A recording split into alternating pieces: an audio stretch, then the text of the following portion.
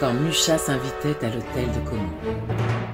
Passer la grille de l'hôtel de Caumont, c'est voyager dans le temps et pénétrer dans l'enceinte d'un cadre encore totalement marqué par les traces de l'époque qu'il a vu naître, le XVIIIe siècle. Et si ce lieu, dans les années qui ont suivi sa construction, est vite passé des mains du marquis de Cabane à celle du marquis de Bruni, c'est la marquise de Caumont qui lui donnera tout son faste.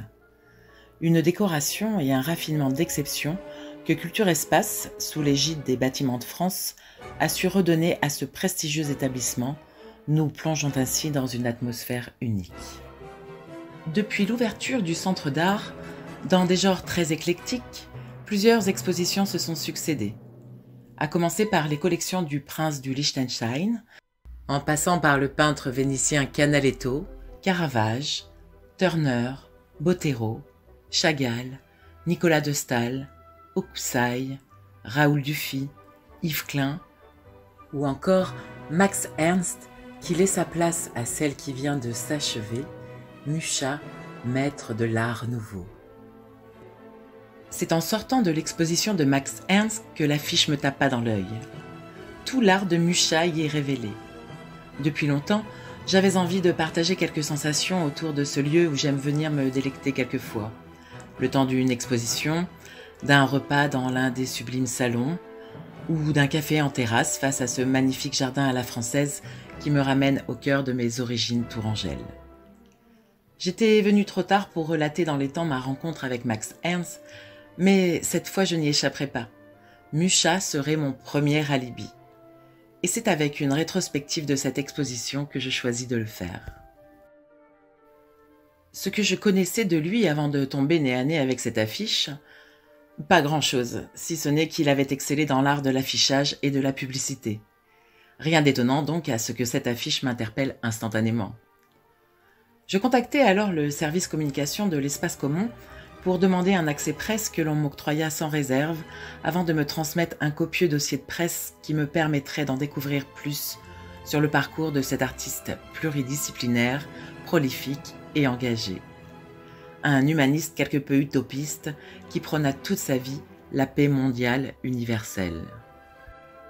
Après un passage par l'Académie des Beaux-Arts de Munich, Alphonse Mucha, né en République tchèque, arrive à Paris en 1887 à l'âge de 27 ans. Il s'inscrit à l'Académie Julian, puis à l'Académie Colarossi. Pour subvenir à ses besoins, il devient illustrateur de revues et journaux, mais c'est incontestablement sa rencontre providentielle avec la grande et divine Sarah Bernhardt, en 1894, qui fera de Mucha l'illustre affichiste qu'il est devenu. En pleine période de fin d'année, la comédienne, également directrice du théâtre de la Renaissance, commande à son imprimeur une nouvelle affiche pour rebooster la fréquentation de la pièce du moment, Gismonda. En proposant un format atypique, représentant l'actrice de grandeur nature, Mucha révolutionne alors le monde de l'affichage. Convaincue par cette proposition innovante, Sarah Bernhardt lui proposera un contrat de 6 ans, non seulement en tant qu'affichiste, mais aussi en tant que directeur artistique pour la conception de décors, costumes et accessoires. C'est à cette période que l'artiste se fait un nom dans le tout Paris et à l'international. Le style Mucha. Grand maître de l'art nouveau, même s'il s'en est toujours défendu, tout l'art de Mucha réside dans de petits détails, souvent empreints du style rococo. Ceux qui définiront effectivement l'art nouveau, mais également un peu plus tard, certaines bases de l'art urbain. Au centre, une femme idéalisée, et tout autour des motifs décoratifs géométriques. Usant de lignes, de courbes et de contre-courbes, Mucha sublime la sensualité des corps féminins à travers de voluptueux drapés. Les visages, marqués d'une certaine identité slave, semblent très souvent auréolés et les chevelures se transforment en arabesques qui n'en finissent pas de nous transporter de détail en détail. Des cheveux la plupart du temps ornés de fleurs ou qui deviennent branchages. Dans une palette de couleurs pastel, entre réalisme, avec la nature pour source d'inspiration, et stylisation, avec l'usage de détails empruntés à l'art byzantin et à la culture slave, ou encore de symboles appartenant à la franc-maçonnerie, Mucha a su créer un style à part, parfaitement identifiable. Parallèlement à ses travaux d'artiste peintre, d'affichiste et de décorateur, Mucha s'est adonné à la photographie tout au long de sa vie. S'il existe de nombreux clichés, Mucha ne les réalisait pas dans une volonté de les exposer, mais plutôt dans l'objectif d'exercer son sens de la composition. Des images qui venaient renforcer ses croquis et qu'il subordonnait ensuite à ses peintures. Mucha utilisait la photographie comme un moyen de capturer les détails de moments saisis sur le vif ou mis en scène, pour mieux retranscrire la position d'un corps, un mouvement, l'intensité d'un regard, un décor, une lumière. Méthode qu'il a notamment utilisée pour l'affiche de Médée, mais aussi pour toutes les grandes scènes représentées dans l'épopée slave. Dans le cas de Médée, Mucha s'appuie également sur la pratique de l'hypnose. En effet, l'artiste, comme beaucoup de symbolistes à cette époque, se passionne pour les sciences occultes. Il utilisera l'hypnose pour étudier l'expression des émotions et les rapports entre musique, gestes et sentiments. Ainsi, le regard halluciné de Médée sur l'affiche de la pièce interprétée par Sarah Bernhardt s'inspire de l'une de ses émotions. Par ailleurs, ce chant mystérieux et les regards habités des visages féminins se retrouvent dans la plupart des œuvres et affiches de Mucha, jusque dans son travail de publiciste. Là encore, la délectation procurée par la consommation des produits mis en avant se révèle à travers le regard ou l'exaltation suggérée par des yeux mi-clos. La croissance industrielle générée dans le contexte de la Belle Époque suscite un développement phénoménal de la publicité et de ses dérivés. Et Mucha, dont le savoir-faire est déjà bien avéré, ne manque pas de marquer son époque dans ce domaine-là également. Maîtrisant à la perfection tout l'art d'amener le regard du spectateur ou du consommateur sur les éléments essentiels d'une affiche ou d'un objet, il signera de nombreux contrats avec des marques de renom, leur insufflant une véritable identité visuelle. Il collaborera par exemple avec Moët & Chandon, les bières de la Meuse, le papier à rouler job ou encore une société de chemin de fer. Considéré par certains comme précurseur de théorie marketing, il adaptera sa technique aux objets de volume, notamment pour la biscuiterie lue, ou encore dans le domaine de la parfumerie et celui de la bijouterie. Au-delà de son travail publicitaire, Mucha dessinera par ailleurs toute une collection de bijoux pour l'orfèvre Georges Fouquet.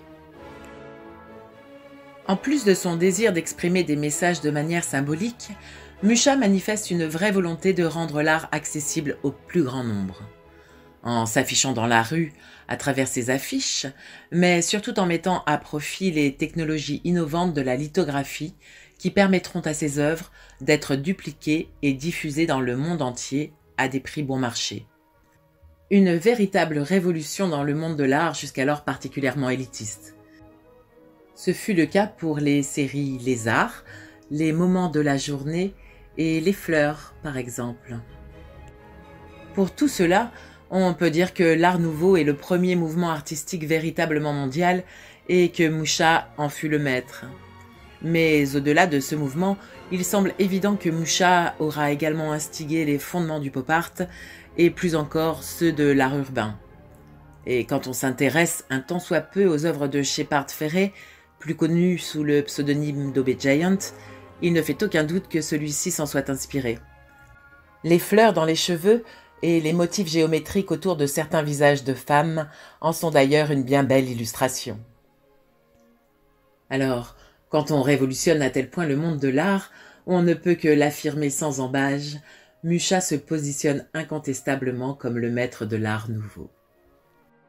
En 1896, Alphonse Mucha rejoint le Salon des 100, un groupe d'artistes avant-gardistes soutenu par l'influente revue La Plume, proche du mouvement symboliste, qui lui consacrera un numéro spécial en 1897 à l'occasion d'une phénoménale exposition de 448 œuvres créées au cours des 2 années précédentes.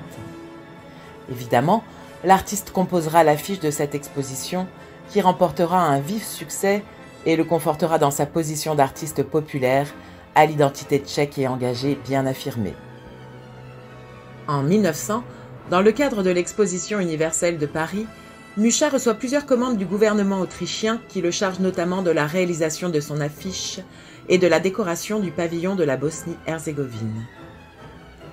Sa première proposition d'affiche illustrant les souffrances du peuple bosniaque, censurée par l'Empire austro-hongrois, déclenchera une prise de conscience qui amènera l'artiste à s'écarter d'un travail trop souvent décoratif pour s'adonner à un art plus engagé au service de sa patrie. Dans l'entretemps, en 1898, Mucha entre en franc-maçonnerie et est initié dans la loge du Grand Orient de France. En 1899, il illustrera le Pater, une interprétation personnelle du Notre Père publiée la même année par Henri Piazza dans une édition limitée. Ces illustrations comportent de nombreux détails maçonniques, des symboles comme l'équerre, le compas et le maillet que l'on retrouvera ensuite dans nombre de ses œuvres. Mucha sera très actif en franc-maçonnerie jusqu'à être élu souverain grand commandeur du Conseil suprême tchèque en 1922.